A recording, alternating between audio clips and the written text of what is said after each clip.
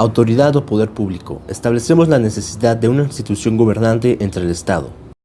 El gobierno. Acción donde la autoridad impone una línea de conducta. Los gobernados son los habitantes del Estado, que se encuentran en el territorio estatal. Formas de Estado. Este concepto se refiere a cómo es el Estado en su totalidad, cómo se organiza la población en su territorio y cómo interactúa para producir sus instituciones de toda índole.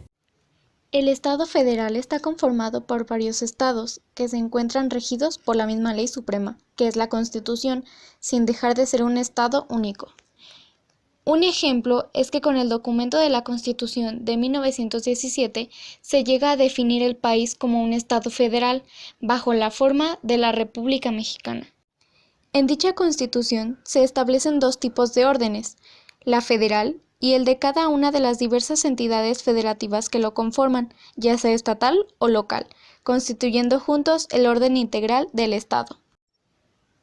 Cada uno cuenta con sus propios órganos, pues la Constitución Federal crea los poderes ejecutivo, que es el presidente, gobernador y presidente municipal, los cuales administran los recursos públicos para el desarrollo social, político y económico. El legislativo, que son los senadores y diputados, para hacer o modificar o eliminar leyes, y el judicial, que abarcan los ministros de la Suprema Corte de Justicia de la Nación, magistrados y jueces, que hacen valer la ley e impartir justicia, al igual que determinan los castigos. La Constitución faculta a las entidades federativas a crear su propio ordenamiento.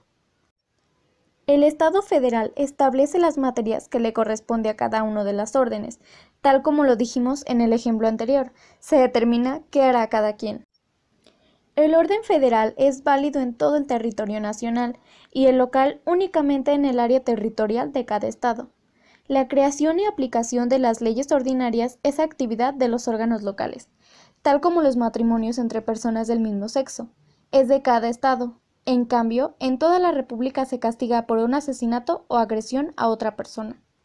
El Estado unitario engloba desde la organización territorial hasta cómo se configuran los poderes legislativo, ejecutivo y judicial. Este tipo de Estado se caracteriza por la centralización del poder, con un solo gobierno que controla todo el territorio. El Estado unitario puede clasificarse de acuerdo al alcance de la concentración del poder principal. Este será un Estado centralizado, cuando todas las funciones y atribuciones del país son concentradas en un núcleo. Desconcentrado, cuando existen órganos dependientes del poder central con atribuciones o funciones específicas en los niveles locales. Descentralizado, cuando hay instituciones con personalidad jurídica y patrimonio propio, suspendidas a su privilegia o tutela del orden superior del gobierno. Un ejemplo de Estado unitario es Francia, que es un Estado descentralizado. La estructura del poder público del gobierno de Francia es un sistema semipresidencial que se basa en la Constitución francesa de la Quinta República, que fue aprobada el 28 de septiembre de 1958. Las divisiones del Gobierno Nacional de Francia son el Poder Ejecutivo y el Poder Judicial. El municipio es una unidad política dentro del Estado. Su base es una comunidad geográficamente localizada y que reconoce una autoridad propia para la gestión de los intereses puramente locales. Un ejemplo de municipio es León y se encuentra en el estado de Guanajuato. Los estados confederados son los estados formados por la unión de varios estados independientes, los cuales conservan autonomía plena. Un ejemplo de ello es la Confederación formada por 11 estados esclavistas del sur de Estados Unidos, que se separaron entre los años 1860 y 1861, los cuales organizaron un gobierno que finalizaría en 1865. En el caso del Estado descentralizado, se otorga mayor poder a los gobiernos locales, que les permite tomar decisiones propias sobre su esfera de competencias.